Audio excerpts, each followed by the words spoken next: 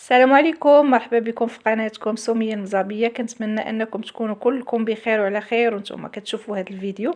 اليوم جيت نشارك معكم من ألذ الكيكات اللي صايبت. كنت درتها شي 3 سنين دابا وحطيتها في القناه من الفيديوهات الاولين، وصراحه ما خداتش حقها ديال المشاهده. كنتمنى انكم تجربوها، غادي تعجبكم بزاف بزاف بزاف. غادي نخليكم مباشره مع الفيديو.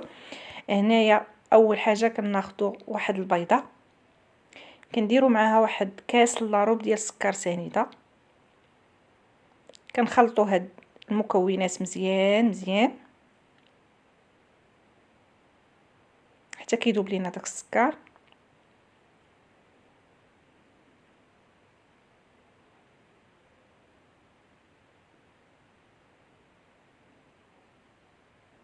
دابا غادي نزيد واحد كاس لاروب ديال الزيت.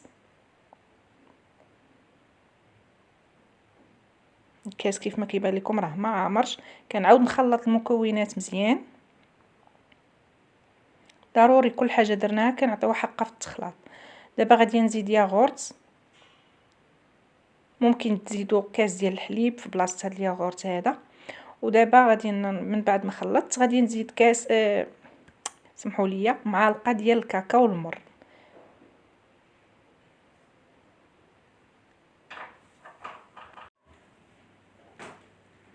دابا غادي نزيد كاس ديال الفورص يكون نوعيه مزيانه ويكون مغربل. هنا كنديروا بالنسبه للدقيق كنديروا كاس حتى الكاس ونص على حساب النوعيه ديال الدقيق. النوعيه كتختلف من النوعيه الاخرى. صافي كنخلط هنا مزيان مزيان مزيان.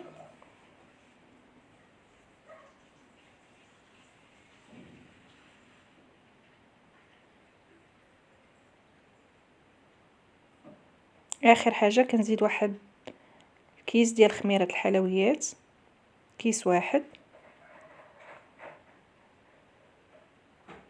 وكنخلطو تاني مزيان.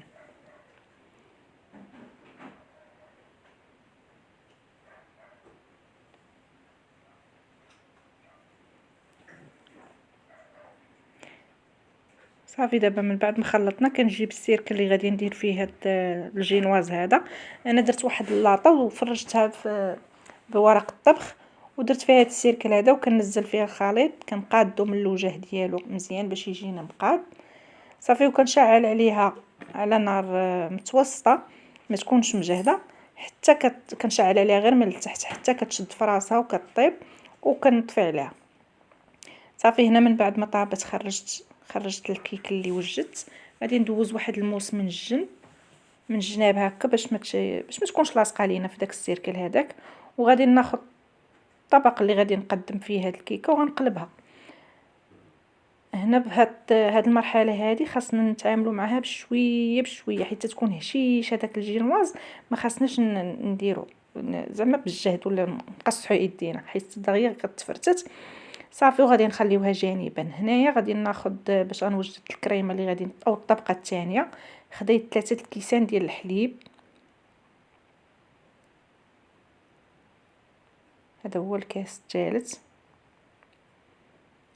صافي وكناخذ واحد 2 الاكياس ديال الفلون الصغير بنكهه الكراميل. الا خديتو الكبيره غديروا غير وحده كبيره، وإلا ما عندكمش غديروا هاد 2 صغار.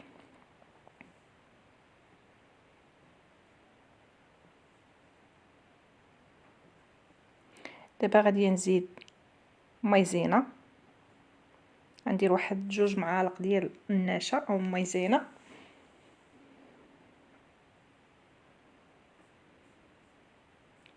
وغادي نزيد السكر بحسب الذوق.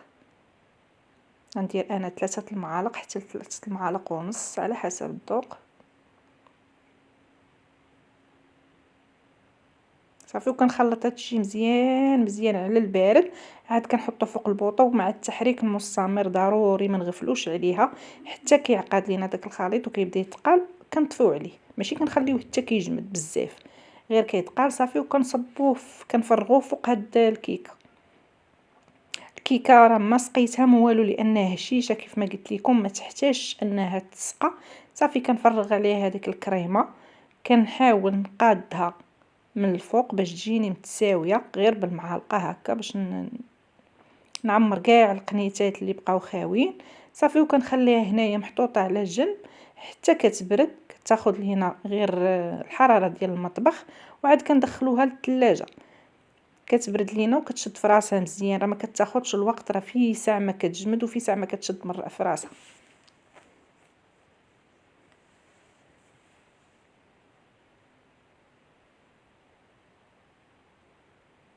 صافي هنايا من بعد ما خرجتها من الثلاجه بردات وشدات في راسها، خليتها غير واحد الساعه.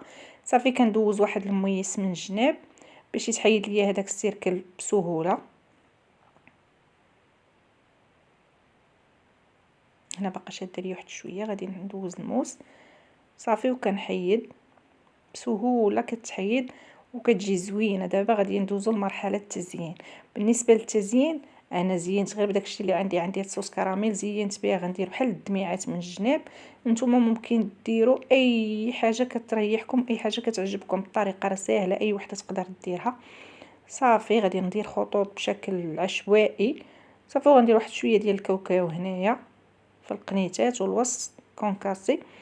صافي وغادي نوريكم الشكل النهائي ديالها هو هذا. شوف كيفاش جاتكم يا اختي، تجي عم الزينات. هاد الكيكه بغيتكم تجربوها بحال ما هكا السحور، ولا تحطوها حتى في الفطور، علاش لا. كتجي زوينه زوينه بزاف يا اختي. وإلا عجبكم الفيديو ولا عجباتكم هاد الوصفه ما تبخلوش عليا بشي تعليق ديالكم زوين. وصلنا للنهايه ديال الفيديو. بسلامه عليكم، حتى الوصفه جديده.